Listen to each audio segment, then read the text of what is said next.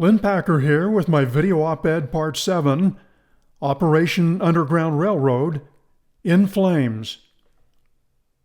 Why is OUR on fire, and not in a good way? Its two largest recipients of domestic financial grants have pulled the plug. Its two main domestic program directors are suddenly gone.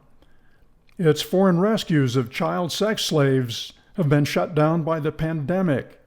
There's been a falling out with its main millionaire rainmaker.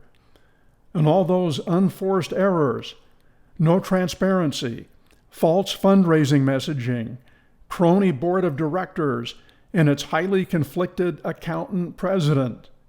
Then there's the criminal investigation stress. And Trump's defeat leaves OUR's highest profile conjoined twin proponents without federal legal cover. This is breaking news. Utah's ICAC has terminated its partnership with OUR. The Utah Attorney General's Office Internet Crimes Against Children Task Force, ICAC for short, had close ties with OUR. A source associated with the Attorney General's office confirms the AG's office, which is over the state's ICAC task force, has cut off OUR. That partnership has been blown apart. Could it become a knockout punch? There are two more blows. According to my government source, the Utah Attorney General's office has launched its own internal investigation into its relationship with Tim Ballard and Operation Underground Railroad. Plus, the Utah Attorney General ICAC Task Force is one of the subjects of the Davis County Attorney's criminal investigation. Neither Utah's Attorney General's office nor Operation Underground Railroad has disclosed the termination of their partnership. Assistant Attorney General Spencer Austin and Sean Reyes' spokesman Richard Pyatt refuse comment. Utah Attorney General ICAC Commander Alan White confirmed to me he manages funding from the federal government and from OUR. I control the money, he said. He would not provide any dollar amounts, citing the Davis County Attorney criminal investigation. White claims he is not familiar with any internal investigation, but if there were one, he said, he would not necessarily be told about it.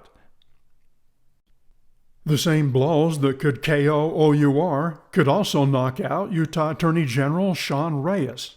Reyes brazenly milked connections to Tim Ballard's OUR, like this among many OUR fundraisers, as well as connections to his own ICAC task force, such as this among many task force press conferences.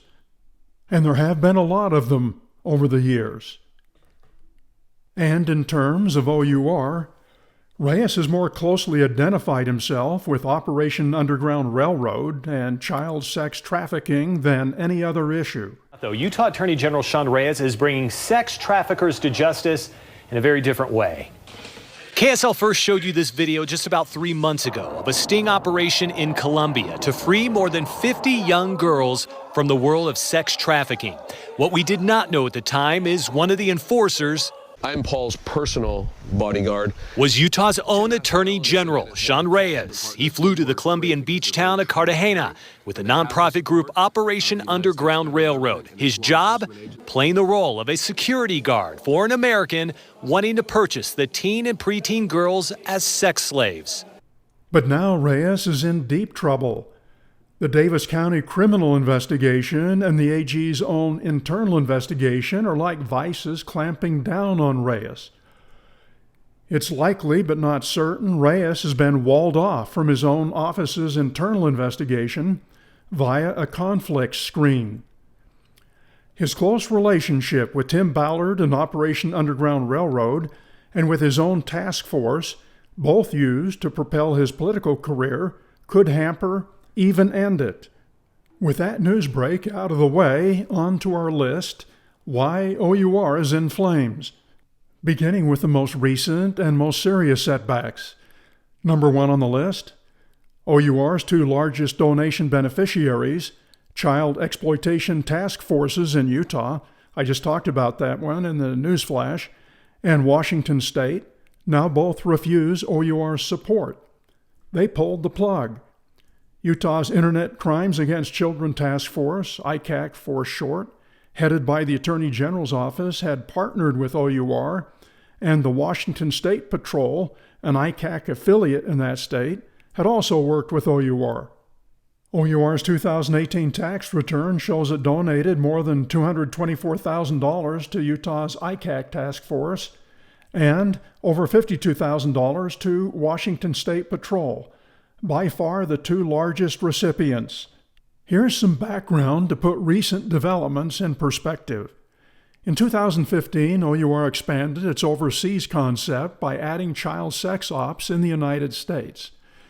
OUR's original primary goal was to film dramatic rescues of purported kidnapped child sex slaves in foreign countries for a television series. Its motto was, "We rescue kidnapped children from slavery." After failing to secure a reality TV series, but producing its first documentary, OUR expanded to support law enforcement in the United States to combat online child sex pornography and solicitations. OUR's pivot to funding U.S. law enforcement began in Washington State. The focus was on financing Washington State Patrol's Net Nanny program. KSL News reported on OUR's expanded role. Tim Ballard told KSL it was time to look outside the box. He claimed OUR could move in ways local law enforcement could not. OUR's support, he said, could help double arrests of bad guys. They liberate enslaved children in countries across the world. Now a Utah-based nonprofit is bringing its focus closer to home. It's a new direction for Operation Underground Railroad. Operation Underground Railroad is a fairly new organization, just over 2 years old, but it's captured a lot of media attention with its missions to rescue child slaves throughout the world. Now it's gaining the attention of law enforcement agencies right here in the United States. It's kids being trafficked and kidnapped, and this is the fastest growing criminal enterprise on earth. It's time to look outside the box. Child sexual exploitation happens close to 200,000 times a year right here in the United States. Timothy Ballard, founder of Operation Underground Railroad, wants to help law enforcement fight this problem by working in a private-public partnership. Because we can just move in ways they can't. We can get resources in ways they can't. But it hasn't been easy convincing U.S. government agencies to team up with a private organization. As soon as people open up to this idea, we'll be able to double or triple the amount of rescues we're doing as a people here in the United States. OUR's partnership with Washington State Patrol generated extensive publicity. These are just a few examples.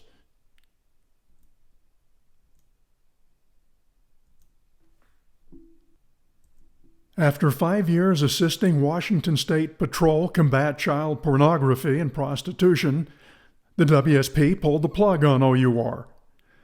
WSP was OUR's premier program outside Utah to aid law enforcement internet sting operations to lure suspected pedophiles to trap houses where agents arrested them. The termination included canceling a $300,000 mobile lab donation. The cutoff was largely connected to an August 2020 New York Times expose about the alleged improper relationship between the state law enforcement and OUR. WSP spokesman Chris Loftus gave me a statement. The amount of heartburn people are having about OUR is not enough for the challenges we face with questions about it, for people suggesting there may be some untoward influence. Went on to say, we are aware that OUR has been criticized and under some scrutiny in some areas. Those are issues for OUR to address, not WSP. When we are engaged with a group that brings with it, I don't want to say baggage because that is a pejorative. I don't want to say anything that adds to their challenges. We are appreciative of the funds and assistance in the past and wish them well. Number 2, OUR lost its 2 main domestic program coordinators who oversaw programs in 26 states, John Lines and Carlos Rodriguez. John Lines, who is president of operations, got OUR's second highest salary as reflected in the organization's tax returns, $172,730 a year. Lines was forced out of OUR, put on what Tim Ballard called administrative leave. Even before Ballard formed OUR, Lines was Ballard's boss at Homeland Security. He was hired to help shift emphasis from foreign to domestic. Ballard left OUR for a while. When he returned, there was a clash over the direction OUR should take. There was a big media splash when John Lines was hired, none when he was ousted. Same thing for other employees like Elizabeth Smart. Lots of news when she joined OUR, no coverage when she left. Also gone, OUR's domestic coordinator, Carlos Rodriguez. You'll recall he led Washington State Patrol's Exploited Children Task Force. He was hired by OUR on July 1st, 2020.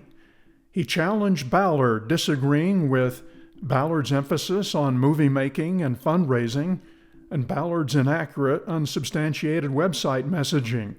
He quit on September 30th, 2020. He might be cooperating with the criminal probe.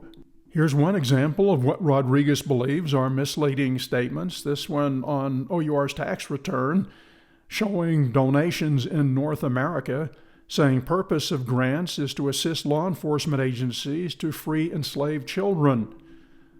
But local law enforcement agencies have no mission to free enslaved children. What many U.S. agencies do enforce are laws against exploiting children for online pornography and child sex. Another Ballard false claim that OUR has a command center. On August 1st, he tweeted, "We were up all night coordinating a mass rescue operation from headquarters command center." That night, Ballard also tweeted, "We need prayers right now. We've hit snags on exfiltrating the survivors out of country. Please pray now that our aftercare team and operators can get them all home and into permanent safety." But OUR has no command center. It has an off-site location where it can produce podcasts. On August 1st, an OUR team did avert disaster in Haiti after a mission that one former employee says was very poorly planned. The third reason OUR is going up in smoke: its international program in 22 countries is hampered by the worldwide pandemic. These are OUR's taglines that have not applied for a year and counting. We exist to rescue children from sex trafficking. We go undercover as if a customer to buy a child sex slave. We move in with the police, arrest those responsible, and rescue the children. There are some indications, however, that OUR's international operation was faltering even before the pandemic. Reason 4, OUR ousted its main financial and operational supporter, millionaire Paul Hutchinson. Before the falling out, he would pop up everywhere in connection with OUR events and missions. Here he is with Sean Reyes, again with Reyes. Here Reyes gives him a child sex trafficking award. Here he is with Tony Robbins, another millionaire OUR rainmaker. And in 2018, when Hutchinson and Ballard were on better terms, they appeared together at a gala at Universal Studios Hollywood. I'll just put it this way. I had a little thing on my wall when I was a kid. It had a bunch of Ferraris, Lamborghinis. It said, "He who has the most toys wins." Oh. Now my quote is, "He who has a powerful, positive impact in the most lives wins." Wow. In fact, I want to introduce you to somebody. I'm the co-founder of Child Liberation Foundation. It focuses on helping eradicate child slavery worldwide. And I know it's a dark subject, but some of the guys that I'm going to introduce you to are guys who have physically gone in and pulled out children from the darkest places on earth who were abducted. And so Tim Ballard was CIA and then Homeland Security for 14 years over child trafficking, and has made us, in my opinion, more than anybody else I have ever known of in terms of creating awareness and a real positive change to something that is such a dark subject. Hutchinson believes Ballard makes up a lot of OUR's achievements. He's now setting up a rival child rescue organization. He says Ballard has a savior complex, perhaps seeing himself as a reincarnated Joseph Smith. Dave Lopez, who is an OUR ops team leader and who is thought to be a Hutchinson ally, is also gone. Early in OUR's life, he appeared with Ballard on Glenn Beck's broadcast, and here he's seen with Ballard and former NFL star and OUR booster Steve Young. Lopez, a former Navy SEAL, led multiple OUR operations in Haiti. He left OUR, maybe cooperating with the criminal probe, and he's now sales director for Hutchinson's ATEC Defense Systems. And besides, is developing a claimed multi-billion-dollar resort on an island off Haiti. Lopez's proposed resort would be on Île Vache Island off Haiti. He claims, "This project is going to revitalize the tourism industry of Haiti and stimulate the local economy in a massive way. On top of that, a huge percentage of the profits will be allocated to fight human trafficking in Haiti." However, Tim Ballard is said to have wanted his cut. Ballard purportedly said, "The fact that you got those relationships through OUR, you need to give me 50% of your ownership in that entire company. This is what God wants." The fifth reason OUR will likely not survive: unforced errors. Some examples: virtually no transparency, crony board of directors, a president who is also the accountant, and false marketing messages. 6. The criminal investigation has to be taking a tremendous toll.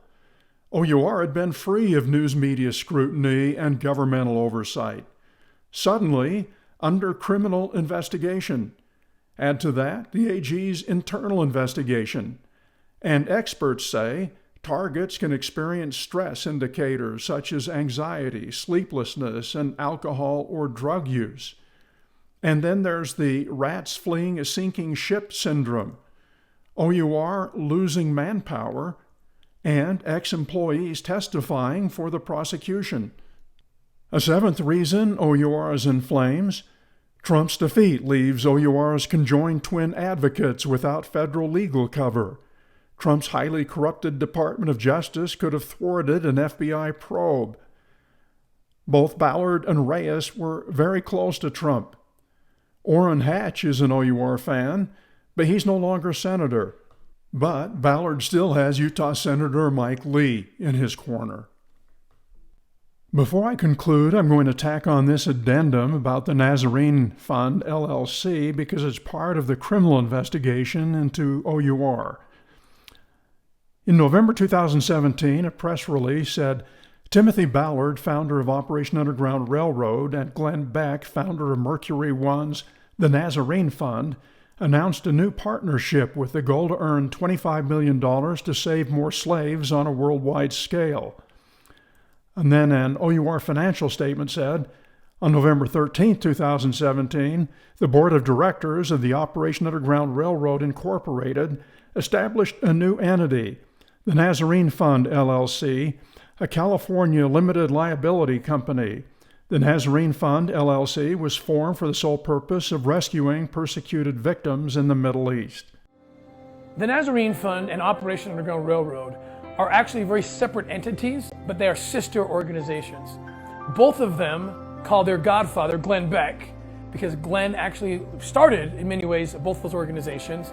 Today, I am the CEO of both OUR and the Nazarene Fund, and our missions do overlap at times to where we can actually work together. Other times, the missions are separate enough that we have to operate separately. When ISIS came in and gathered, they took over Mosul and immediately devastated and occupied and destroyed all these beautiful villages of Christian people and Yazidi people. The Yazidi people are lesser known. These are a very God-fearing, very peaceful, loving people. And ISIS came in and decided they were less than human and killed the men, raped the women, and created some of the worst sex slavery markets that any of us have ever seen. OUR's financial reports show that in 2018 it paid $2.8 million assisting law enforcement to free enslaved children in the Middle East. The same year it received $3.3 million from the Nazarene Fund. In 2019 it paid $2.4 million to White Mountain Research in Virginia. It paid $2.7 million assisting law enforcement agencies to free enslaved children in the Middle East. And in 2019, it received $3.7 million from Nazarene. There's quite a bit for criminal investigators to look into. Here are some Nazarene Fund oddities. Who really formed it? OUR records say OUR did.